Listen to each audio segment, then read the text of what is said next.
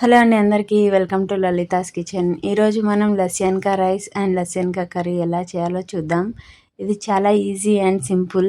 So ఇదైతే బాలెంతలకు చిన్నపిల్లల నుంచి పెద్దవాళ్ళకి ఎవరికైనా పెట్టొచ్చు. ఇంకా ఇది లంచ్ బాక్స్ కూడా చాలా ఈజీగా ప్రిపేర్ అవుతుందండి. సో చిన్నపిల్లలు కూడా చాలా ఇష్టంగా తింటారు. సో ముందుగా ఎలా ప్రిపేర్ చేయాలో చూద్దాం.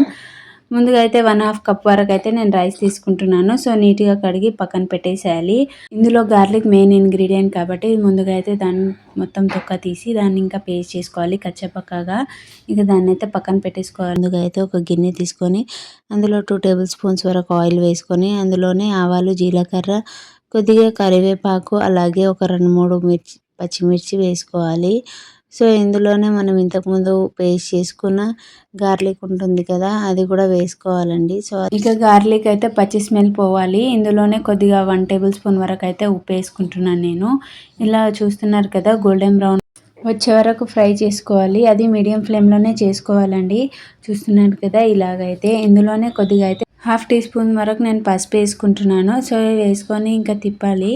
కొద్దిసేపు తిప్పాక ఇందులో అయితే నేను వాటర్ వేసుకుంటున్నాను. 1/2 కప్ రైస్కి అయితే 3 కప్స్ వరకు అయితే వాటర్ వేసుకుంటున్నానండి. ఇంకా మూత పెట్టేయడమే. కొద్దిసేపు చూస్తే అది ఉడుకుతుంది కదా, అప్పుడు ఇంకా ఇంతకుముందు నానబెట్టిన రైస్ ఉంది కదా, అది వంపేసి రైస్ వేసుకోవాలి.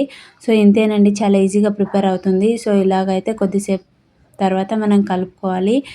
అండ్ ఇదైతే వచ్చేసినట్టే. సో ఒకసారి అయితే చూద్దాం. చూస్తున్నారు కదా, ఆ రైస్ అయితే వచ్చేసింది. ఒకసారి మీరు చూడండి. ఇదైతే మొత్తం ఉడికిపోయింది కదా, వాటర్ కూడా మొత్తం అబ్జర్వ్ అయిపోయింది. ఇంతేనండి, చాలా ఈజీగా అయితే ప్రిపేర్ అవుతుంది. సో చాలా టేస్టీగా కూడా ఉంటుంది. మీరు ఒకసారి ట్రై చేయండి. అండ్ మనం ఇప్పుడు ఇక లస్యన్కా కర్రీ కోసం అయితే మనం ఇంతకుముందు గార్లిక్ తీసుకున్నాం కదా, అలాగే మనం మళ్ళీ కచ్చపక్కగా అయితే పేస్ట్ చేసుకోవాలి. సో ఇదైతే చాలా మెయిన్ ఇంగ్రీడియంట్ కాబట్టి దీనివల్లే మొత్తం టేస్ట్ వస్తుంది. సో ముందుగా అయితే బాణీ పెట్టి అందులో 2 టేబుల్ స్పూన్స్ వరకు అయితే ఆయిల్ వేసుకోవాలి. సో ఇలాగ వేసుకున్న తర్వాత మనం అందులోనే కొద్దిగా ఆవాలు, అలాగే జీలకర్ర, కొద్దిగా కరివేపాకు కూడా వేసుకోవాలి. ఇందులోనే మనం ఇంతకుముందు పేస్ట్ చేసుకున్నాం కదా కచ్చపక్కగా గార్లిక్, అదైతే వేసుకోవాలండి. సో ఇలాగ వేసుకొని కొద్దిసేపు అయితే కలుపుకోవాలి. ఈ కర్రీ అయితే బాలెంతలకు చాలా హెల్ప్ అవుతుందండి. చాలా చాలా హెల్ప్ అవుతుంది కూడా. సో నా టైం అప్పుడైతే నాకు ఎవ్రీడే అయితే పెట్టేది, ఒక పూట అన్న పెట్టేది. సో ఇందులో అయితే కొద్దిగా ఫ్రై అవుతుంది కదా, ఇందులో పసుపు, అలాగే ధనియా, అలాగే కొద్దిగా ఉప్పు, అలాగే 1 టేబుల్ స్పూన్ వరకు అయితే నేను కారం వేసుకుంటున్నాను. సో ఇలాగ కొద్దిగా అయితే తిప్పుకోవాలి.